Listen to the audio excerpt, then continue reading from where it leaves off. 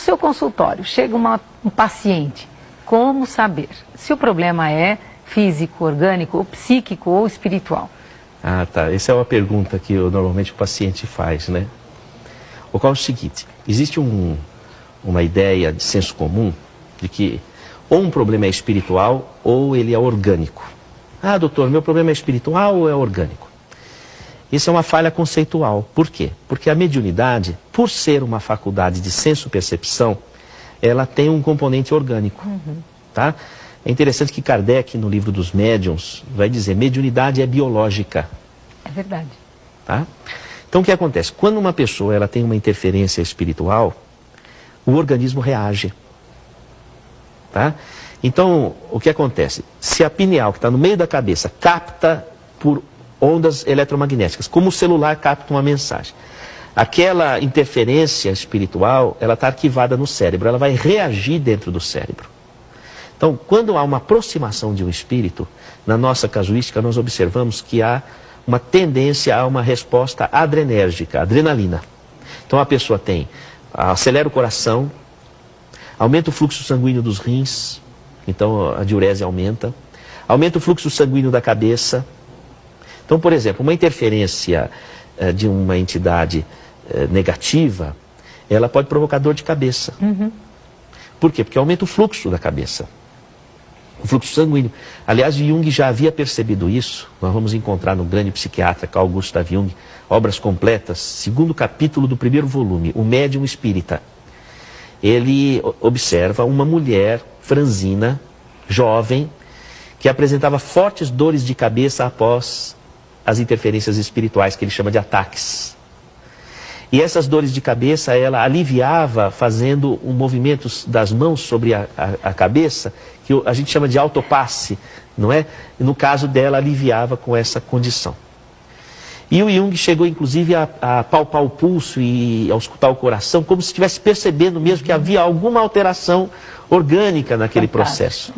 Tanto que, para você fazer a diferença entre uma simulação de uma incorporação mediúnica, o indivíduo está teatralizando, ou quando aquilo é real, é o exame físico.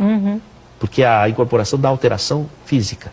Consumo de glicose, aumento da pressão arterial sistólica, aumento do fluxo sanguíneo da cabeça, segundo os nossos estudos ainda heurísticos, né, embrionários, vamos dizer assim, mas nós temos observado dessa forma.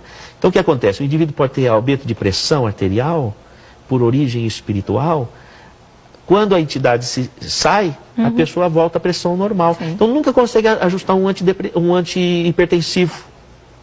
Entendeu? Se ela toma o remédio da pressão, abaixa muito. Se não toma, tem picos. E não consegue ajustar. Mesma coisa, se há consumo de glicose, como que faz o diabético? Não consegue acertar os níveis de glicemia.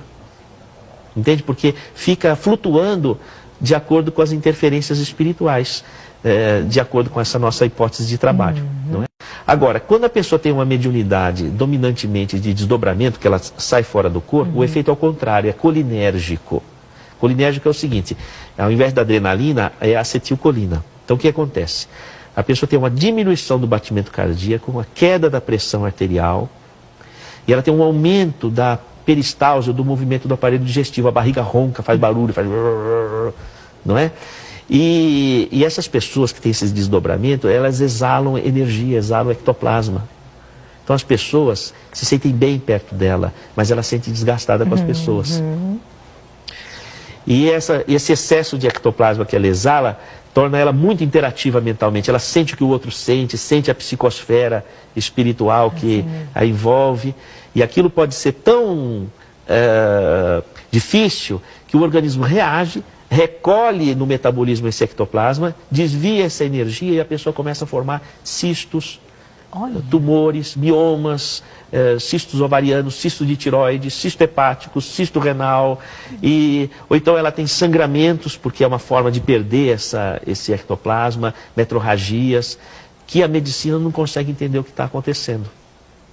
A pessoa sente uma depressão que não se trata com remédio nenhum, não consegue tratar, porque já está envolvendo outra esfera, que é a senso-percepção mediúnica. Precisa agregar os tratamentos, não é? Então, o raciocínio clínico se mantém. Você vai tratar o sintoma. Lógico. Quando a pessoa não tem controle, com o medicamento, até que ela possa ter controle. Ela precisa de apoio psicoterápico para poder se encontrar. É aquela história da árvore com a raiz, a identidade, não é? E o tratamento e depois o exercício mediúnico. Eu coloco os meus pacientes, assim que estão numa condição melhor, para doarem de si. Sim. Então esse exercício faz com que eles se tornem proativos e comecem a saber, aprende a lidar com esse domínio da senso-percepção, seja da influência espiritual, seja da doação de energia. Então eu coloco sob minha supervisão, não é? E isso muda o prognóstico da medicina, essa integração com essa parte espiritual. Eu pude acompanhar uma terça-feira e é brilhante esse trabalho onde você vê, o que você está dizendo aqui é visto, né? A olhos vistos você consegue perceber isso, realmente. É muito interessante a evolução clínica, sabe? Você acompanhar o caso e ver que casos que a medicina não dava um prognóstico favorável e começa a mudar o perfil, sabe? Eu ainda acho que é uma pontinha do novelo que nós estamos puxando, isso. sabe? Tem muita coisa a se pesquisar ainda nesse assunto.